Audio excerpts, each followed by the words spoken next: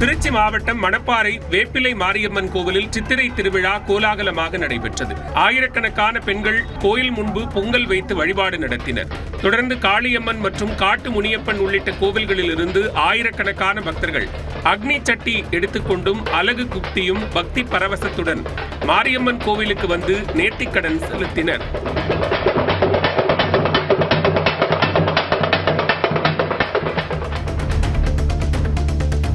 கிருஷ்ணகிரி மாவட்டம் கந்திக்குப்பம் அருகே தனியார் திருமண மண்டபத்தில் வேல்மாறல் மற்றும் திருப்புகழ் வழிபாடு நிகழ்ச்சி நடைபெற்றது. வேலுக்கு விஸ்வரூப பூஜைகள் நடத்தி பல்வேறு அபிஷேகங்கள் செய்யப்பட்டன. தொடர்ந்து வண்ண மலர்களால் அலங்கரிக்கப்பட்ட வேல் குதிரை வாகனத்தில் பவனி வருவது போல் பக்தர்களுக்கு காட்சியளித்தது. 5000த்திற்கும் மேற்பட்ட பக்தர்கள் கலந்து கொண்டு வேலை வழிபட்டனர்.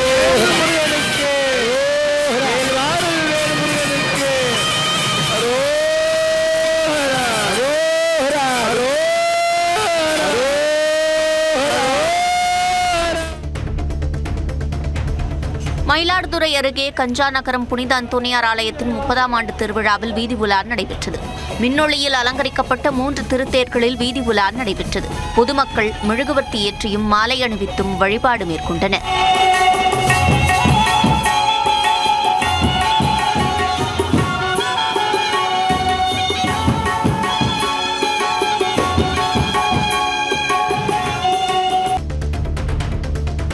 திருப்பத்தூர் மாவட்டம் நாற்றம்பள்ளி அருகே எல்லப்பள்ளி முத்துமாரியம்மன் கோவில் சிலையை உடைத்து கிணற்றில் வீசிய போதை ஆசாமியால் அப்பகுதியில் பரபரப்பு ஏற்பட்டது. ஏற்கனவே கருவறை சிலையை உடைத்த வழக்கில் தொடர்புடைய பாஸ்கரன் என்பவர் மீண்டும் கோவிலின் வெளியே இருந்த மற்றொரு மாரியம்மன் சிலையை உடைத்து அருகில் உள்ள கிணற்றில் வீசியுள்ளார். இதை பார்த்த பொதுமக்கள் கிணற்றில் இறங்கி சிலையை மீட்டனர். அவர் மீது காவல்துறை கடுமையான குற்றவியல் நடவடிக்கை எடுக்க வேண்டும் என அப்பகுதி மக்கள் கோரிக்கை விடுத்துள்ளனர்.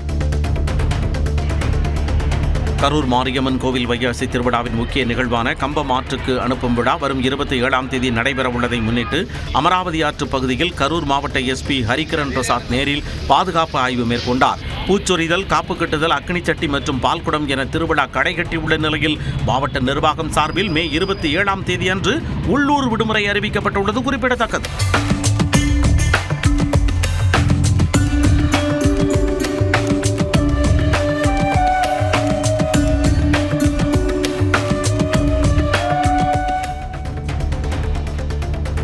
திருப்பத்தூர் மாவட்டம் ஆம்பூர் அருகே அத்திமாகுலப்பள்ளி கிராமத்தில் 3வது நாளாக விளைநிலங்களுக்குள் புகுந்த காட்டு யானைகள் கூட்டம் சுமார் 30 ஏக்கர் பரப்பளவிலான பயிர்களை சேதப்படுத்தியுள்ளதால் விவசாயிகள் பெரும் கவலையடைந்தனர். தென்னை, பப்பாளி, மக்காச்சோளம் மற்றும் தண்ணீர் பைப் லைன்களை யானைகள் மிதித்து நொறுக்கின. வனத்துறையினர் யானைகளை தற்காலிகமாக விரட்டி அடித்தாலும் அவை அருகில் உள்ள துருகம் காப்பு காட்டிலேயே தஞ்சமடைந்துள்ளன. இதனால் யானைகளை அடர் வனப்பகுதிக்குள் விரட்ட கிராம மக்கள் கோரிக்கை விடுத்துள்ளனர். கள்ளக்குறிச்சி மாவட்டம் உளுந்தூர்பேட்டை அருகே விவசாயிகள் அறுவடை செய்த மக்காச்சோளத்தை தேசிய நெடுஞ்சாலை சர்வீஸ் சாலையில் கொட்டி உலர வைப்பதால் விபத்து ஏற்படும் அபாயம் நிலவுவதாக வாகன ஓட்டிகள் அச்சம் தெரிவித்துள்ளனர். ஆர் குப்பம், பாதூர் உள்ளிட்ட 50க்கும் மேற்பட்ட கிராமங்களில் அறுவடை செய்யப்படும் மக்காச்சோளத்தை உலர வைக்க போதிய இடவசதி இல்லாததால் விவசாயிகள் 6 கிலோமீட்டர் தொலைவில் உள்ள சர்வீஸ் சாலைக்கு கொண்டு வந்து கொட்டி வைக்கின்றனர். திருப்பத்தூர் மாவட்டம் வாணியம்பாடி சுற்றுவட்டார பகுதிகளில் கனமழை பெய்தது. திருப்பத்தூர், மாடப்பள்ளி, கந்திலி, வெங்களாபுரம், காக்கணம்பாளையம் மற்றும் வாணியம்பாடி உள்ளிட்ட பகுதிகளில் கனமழை பெய்தது. கோடை வெயிலின் தாக்கத்தால் அவதியடைந்திருந்த பொதுமக்கள் கனமழையால் மகிழ்ச்சியடைந்தனர்.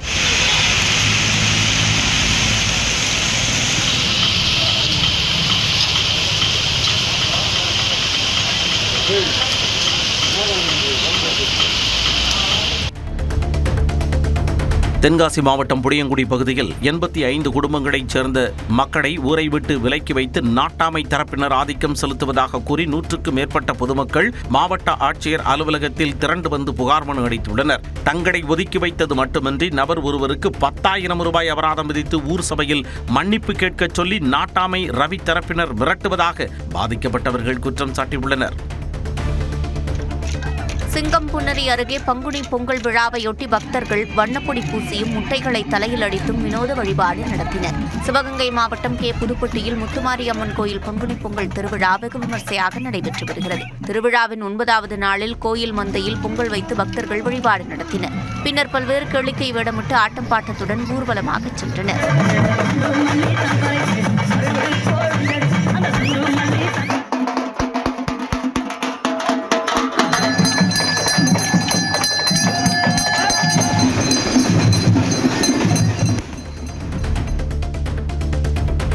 உதகை அரசு தாவரவியல் பூங்காவில் மலர் கண்காட்சி பார்வை கட்டணத்தை குறைக்க வேண்டும் என்று சுற்றுலா பயணிகள் கோரிக்கை விடுத்துள்ளனர். பெரியவர்களுக்கு 125 ரூபாயாகவும் சிறியவர்களுக்கு 75 ரூபாயாகவும் கட்டணம் வசூலிப்பதால் குடும்பத்தினருடன் வருபவர்கள் யோசிப்பதாகவும் கட்டணத்தை குறைக்க வேண்டும் எனவும் சுற்றுலா பயணிகள் கோரிக்கை விடுத்துள்ளனர். இதுகுறித்து பூங்கா நிர்வாகம் கூறுகையில், பூங்கா பராமரிப்பு பணியாளர் ஊதியம் உள்ளிட்ட செலவுகளை கருத்தில் கொண்டு கடந்த ஆண்டுகளைப் போலவே இந்த ஆண்டும் அதே கட்டணமே வசூலிக்கப்படுவதாக தெரிவித்தனர்.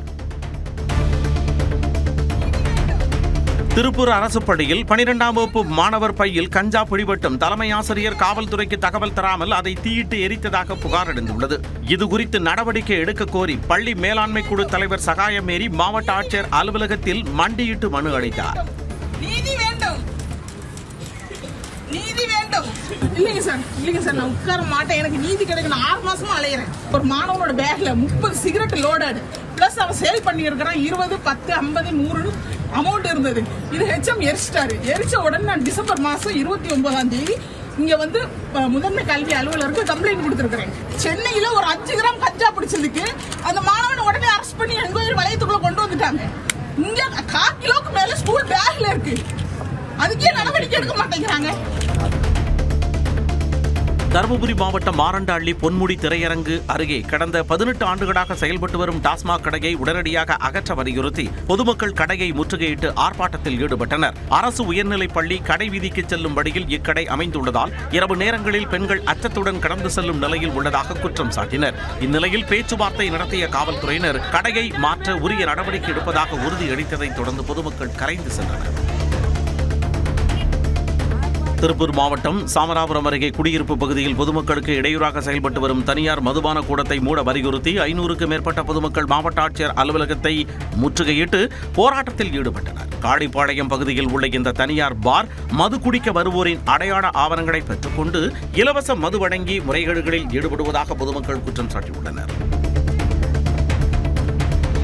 புதுச்சேரி சட்டப்பேரவையின் தற்காலிக சபாநாயகராக அதிமுக எம்எல்ஏ அன்பழகன் நியமிக்கப்பட்டார். ஆளுநர் மாளிகை தர்பார் அரங்கில் நடைபெற்ற விழாவில் துணைநிலை ஆளுநர் கைலாஷ்நாதன் உறுதிமொழி வாசிக்க அன்பழகன் பதவியேற்றுக் கொண்டார். அதிமுக பொதுச் செயலாளர் எடப்பாடி பழனிசாமி தொலைபேசி மூலம் வாழ்த்து தெரிவித்தார். பின்னர் சட்டப்பேரவைக்கு வந்த அன்பழகனை முதலமைச்சர் ரங்கசாமி சபாநாயகர் இருக்கையில் அமர வைத்து வாழ்த்தினார். வரும் 20ஆம் தேதி காலை 9:30 மணிக்கு புதிய சட்டப்பேரவை கூடும் என்றும் புதிய எம்எல்ஏக்கள் பதவியேற்பர் என்றும் அன்பழகன் தெரிவித்தார். திருவள்ளூர் அருகே புன்னப்பாக்கம் ஏரியில் விதிமுறைகளை மீறி 20 அடி ஆழத்திற்கு மேல் சவுடு மண் அள்ளப்படுவதற்கு எதிர்ப்பு தெரிவித்து கிராம மக்கள் பொக்லைன் இயந்திரங்கள் மற்றும் அரசு பேருந்தை சிறைப்பிடித்து போராட்டத்தில் ஈடுபட்டனர்.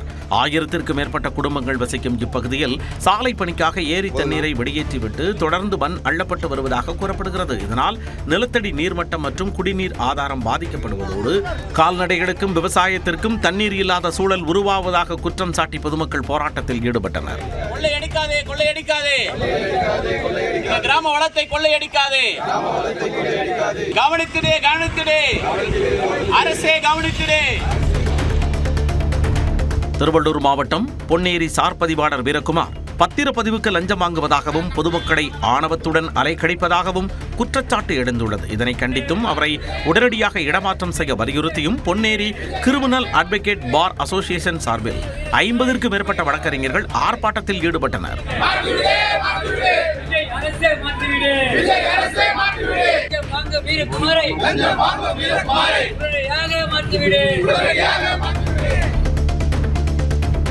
சேலம் பழைய பேருந்து நிலையம் பகுதியில் உள்ள தனியார் ஜூஸ் மற்றும் இனிப்பு கடை வாடிக்கையாளர்களை குளிர்விக்கும் வகையில் தானியங்கி தண்ணீர் ஸ்ப்ரே கடை நுழைவாயிலில் பொருத்தியுள்ளது. கடை முழுவதும் தெளிக்கப்படும் தண்ணீரால் கொடுமையான சூழல் உருவாகி வாடிக்கையாளர்களிடம் பெரும் வரவேற்பை பெற்றுள்ளது.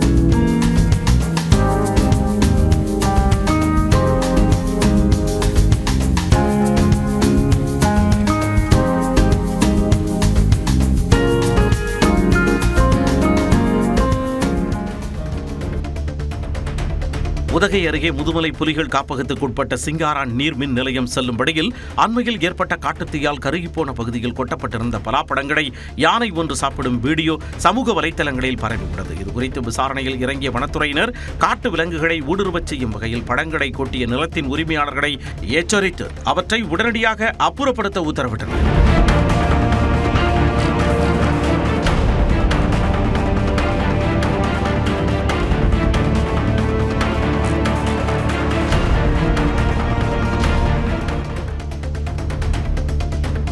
திருச்சி மாவட்டம் மணப்பாறை அருகே சந்தைப்பேட்டையில் உள்ள அணியாப்பூர் கிராம நிர்வாக அலுவலர் அலுவலகத்தின் மேற்கூரை பூச்சு திடீரென இடிந்து விழுந்தது.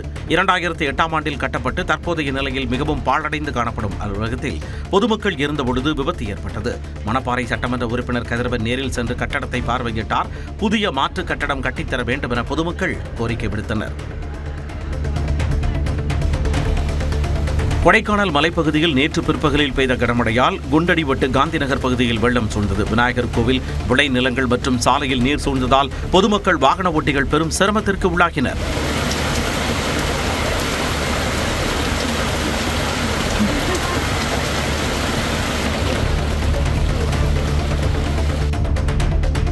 திருவாரூர் மாவட்டம் முத்துப்பேட்டையில் இருந்து காரைக்குடிக்கு வளைகாப்பு நிகழ்ச்சிக்கு வந்த பெண் ஒருவர் ஆட்டோவில் தவறவிட்ட 9 சவரன் தங்க நகைகள் மற்றும் வெள்ளிப் பொருட்களை நேர்மையுடன் காவல்துறையிடம் ஒப்படைத்த ஆட்டோ ஓட்டுநருக்கு பாராட்டுகள் குவிந்து வருகின்றன.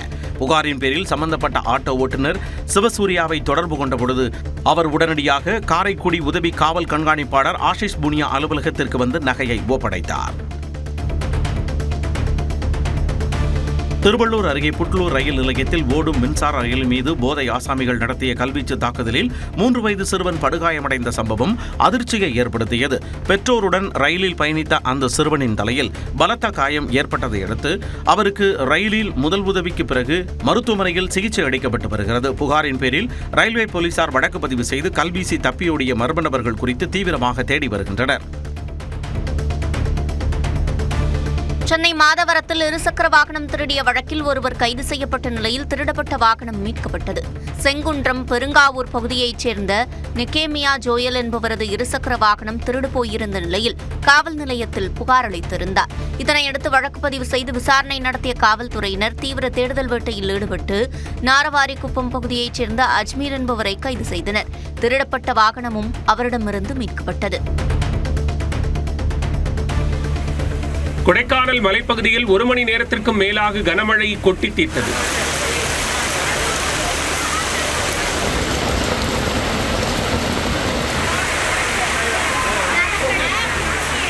ஏரிச்சாலை, பிரையன் பூங்கா, அண்ணா சாலை, பேருந்து நிலையம், மூஞ்சிக்கல், ஸ்ரீனிவாசபுரம் பகுதிகளில் மழை பெய்தது. இந்த மழையையும் பொருட்படுத்தாமல் சுற்றுலா பயணிகள் நட்சத்திர ஏரியில் படகு சவாரி செய்து மகிழ்ந்தனர். மழை காரணமாக கொடைக்கானல் முழுவதும் குளுமையான சூழல் நிலவியது. கோவை பேரூர் அருகே இருசக்கர வாகனம் மீது பயங்கர வேகத்தில் மோதிய கார் அங்கிருந்து மின்னல் வேகத்தில் தப்பிச் சென்றது. மாதம்பட்டி அருகே பேரூர் சிறுவாணி சாலையில் இளைஞர் ஒருவர் இருசக்கர வாகனத்தில் சென்று கொண்டிருந்தார். அப்போது அவருக்கு பின்னால் அதிவேகமாக வந்த கார் இளைஞர் பயணித்த இருசக்கர வாகனம் மீது பயங்கர வேகத்தில் மோதியது. இதில் இளைஞர் தூக்கி வீசப்பட்டு படுகாயமடைந்த நிலையில் விபத்தை ஏற்படுத்திய கார் நிற்காமல் அங்கிருந்து தப்பிச் சென்றது.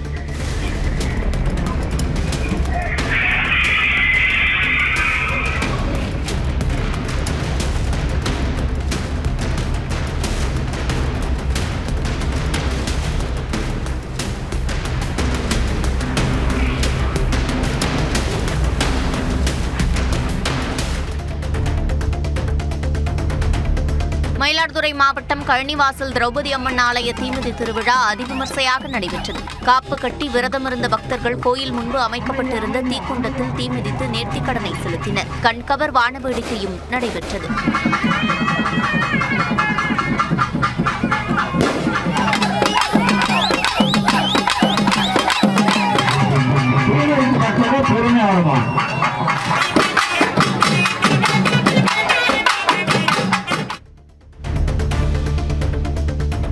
திருப்பூர் வீரபாண்டி அருகே கடையில் விற்பனைக்கு வைத்திருந்த 60 கிலோ குட்கா பறிமுதல் செய்யப்பட்டது. நொச்சிப்பாளையம் பிரிவு பகுதியில் காவல்துறையினர் சோதனை மேற்கொண்டனர். அப்போது பீகார் மற்றும் ஒரிசாவைச் சேர்ந்த இருவர் குட்கா பொருட்கள் விற்பனை செய்வது தெரியவந்து கைது செய்யப்பட்டனர். மொத்தம் 60 கிலோ குட்கா பறிமுதல் செய்யப்பட்டன. தூத்துக்குடி மாவட்டம் கோவில்பட்டியில் தீப்பெட்டி ஆலையில் ஏற்பட்ட பயங்கர தீ விபத்தில் 40 குச்சி மூட்டைகள் எரிந்தன. கோவில்பட்டியைச் சேர்ந்தவரான சண்முகம் தீப்பெட்டி ஆலை நடத்தி வரும் நிலையில் ஆலையின் குச்சி குடோனில் தீ விபத்து ஏற்பட்டது. தீயணைப்புத் துறையினர் நீண்ட போராட்டத்திற்கு பின்னர் தீயை அணைத்து கட்டுக்குள் கொண்டு வந்தனர். இருந்தபோதிலும் குடோனில் இருந்த 40 மூட்டை குச்சிகள் முற்றிலுமாக எரிந்து சேதமாகின.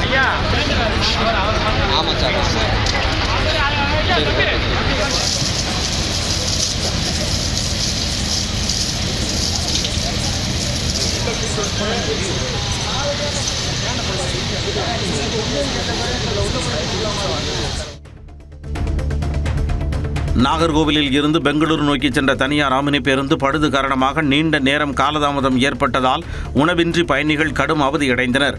ஒரு சிலர் பேருந்து நிறுவன மேலாளரிடம் கேட்டபோது அவர் தகாத வார்த்தையில் பேசியதால் ஆத்திரமடைந்த பயணிகள் பேருந்தை சிறைப்பிடித்து ஓசூர் RTO அலுவலகத்தில் ஒப்படைத்தனர். விசாரணையில் வரி செலுத்தாதது கண்டுபிடிக்கப்பட்டதால் அந்த பேருந்தை பறிமுதல் செய்தனர்.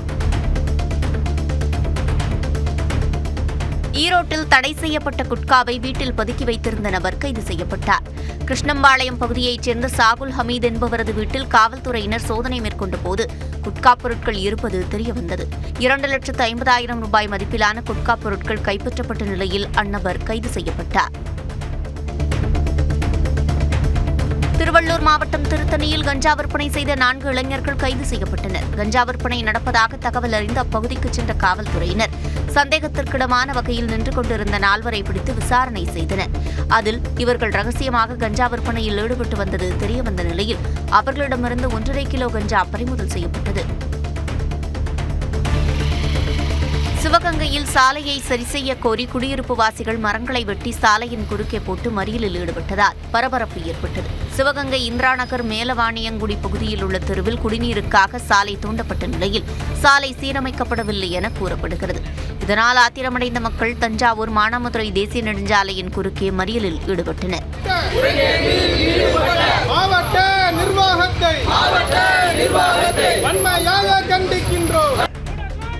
திருச்சி பாபு ரோட் பகுதியில் இயங்கி வந்த டாஸ்மாக் கடை மக்கள் போராட்டத்தை தொடர்ந்து நிரந்தரமாக மூடப்பட்டது. திருச்சி பாபு ரோடு பகுதியில் பல ஆண்டுகளாக இயங்கி வந்த மதுக்கடையை மூட வேண்டுமென அப்பகுதி மக்கள் தொடர் கோரிக்கை விடுத்து வந்தனர். இந்நிலையில் முதற்கட்டமாக மூடப்படுவதாக அறிவிக்கப்பட்ட 717 மதுக்கடைகளில் இந்த கடையின் எண் இடம்பெறாததால் பொதுமக்கள் போராட்டத்தில் ஈடுபட்டனர்.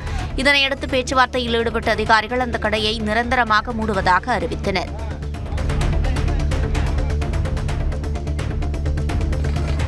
தஞ்சாவூர் மாவட்டம் பாபநாசத்தில் உள்ள ஸ்ரீ நொண்டி முனியாண்டவர் கோவில் பால்குட ஊர்வலம் வெகு விமர்சையாக நடைபெற்றது. காவிரி ஆற்றில் இருந்து பக்தர்கள் சக்தி கரகம், பால்குடம், அலகு காவடி எடுத்து முக்கிய வீதிகள் வழியாக ஊர்வலமாக கோவிலுக்கு வந்தனர்.